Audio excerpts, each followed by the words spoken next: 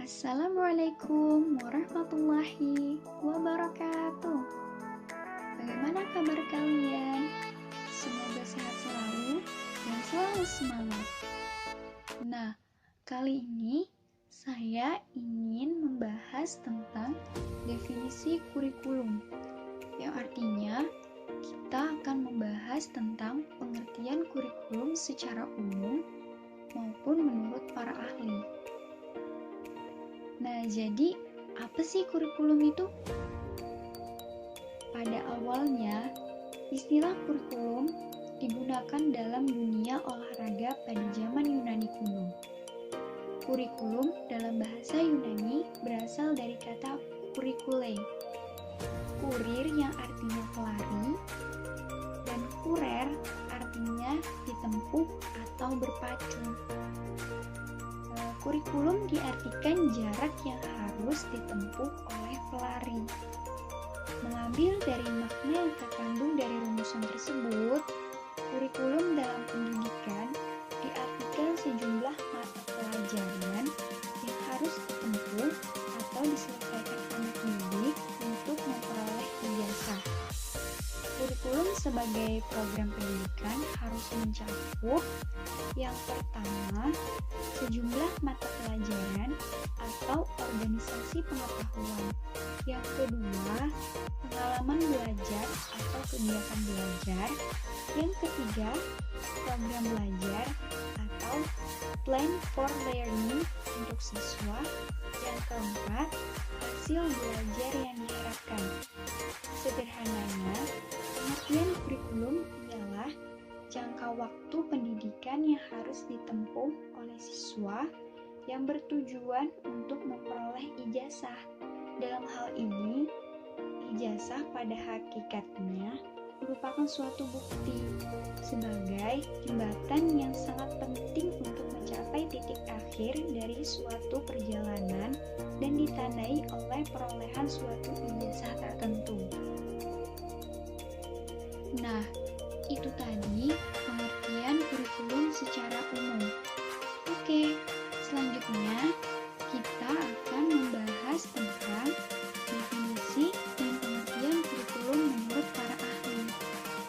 Yang pertama, ada Undang-Undang Nomor 20 Tahun 2003. Kurikulum merupakan seperangkat rencana dan sebuah peraturan berkaitan dengan tujuan, isi, bahan ajar, dan cara yang digunakan sebagai pedoman dalam penyelenggaraan kegiatan pembelajaran untuk mencapai sebuah tujuan pendidikan nasional.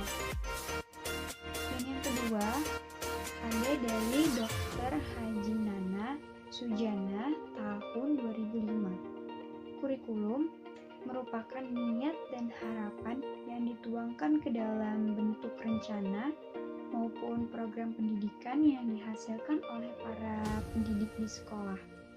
Kurikulum sebagai niat dan rencana, sedangkan pelaksanaannya adalah proses belajar mengajar. Yang terlibat di dalam proses tersebut yaitu pendidik dan peserta didik. Yang ketiga, ada dari Crow and Crow. Menurut beliau, kurikulum ialah suatu rancangan dalam pengajaran yang tersusun secara sistematis untuk menyelesaikan program dalam memperoleh ijazah. Yang keempat, ada dari Dr. Andes, C.C. Wijaya dan kawan-kawan. Mengartikan kurikulum dalam arti yang luas, yakni meliputi keseluruhan program dan kehidupan di dalam sekolah. Yang kelima, ada dari Profesor Dr. Henry Guntur Tarigan. Kurikulum ialah suatu formulasi pedagosis yang termasuk paling utama dan terpenting dalam konteks proses belajar mengajar.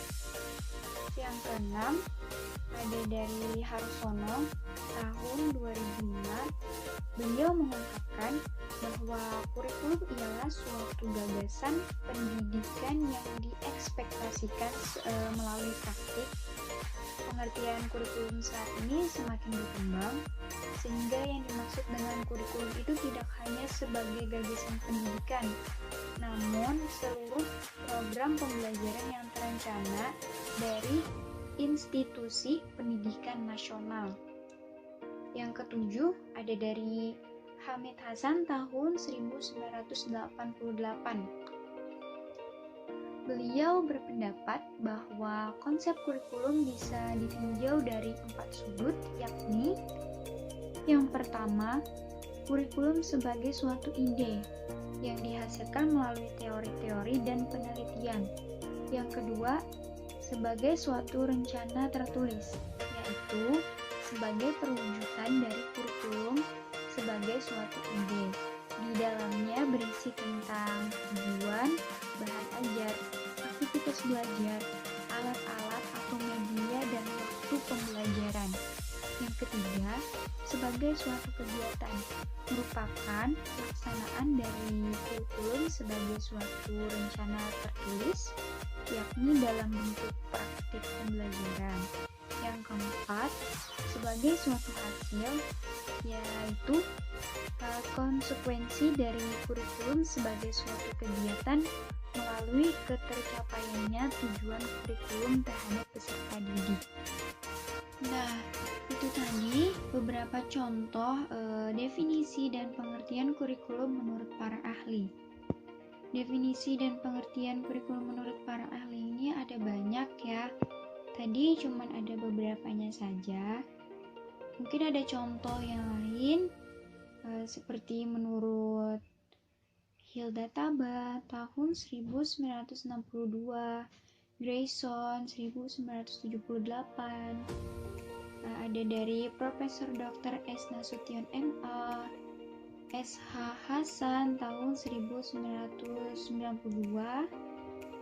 ada Profesor Dr. Andes Haji Darkir, dan masih banyak lagi. Oke, lanjut. Di sini ada landasan pengembangan kurikulum. Kurikulum disusun untuk mewujudkan pendidikan nasional dengan memperlihatkan tahap-tahap perkembangan peserta didik.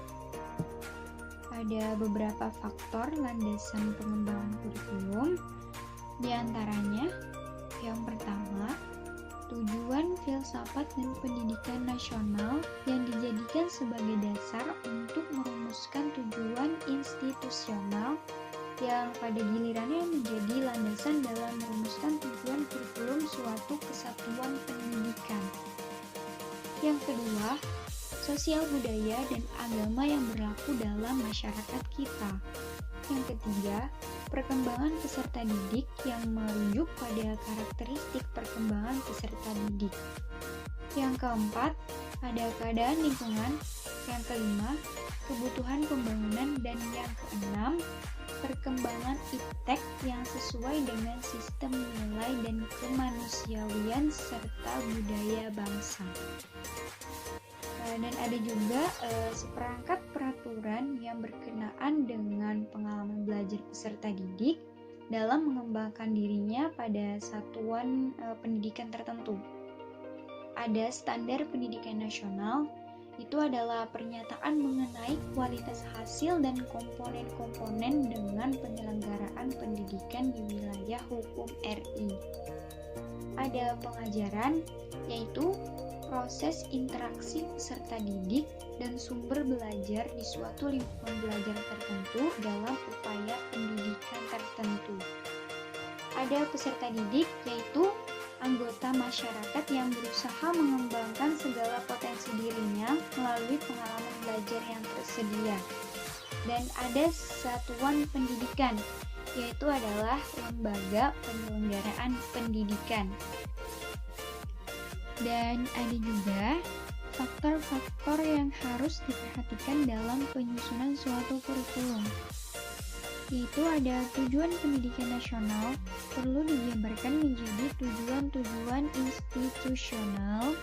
Selanjutnya dirincikan menjadi tujuan kurikuler yang pada gilirannya dirumuskan menjadi tujuan instruksional.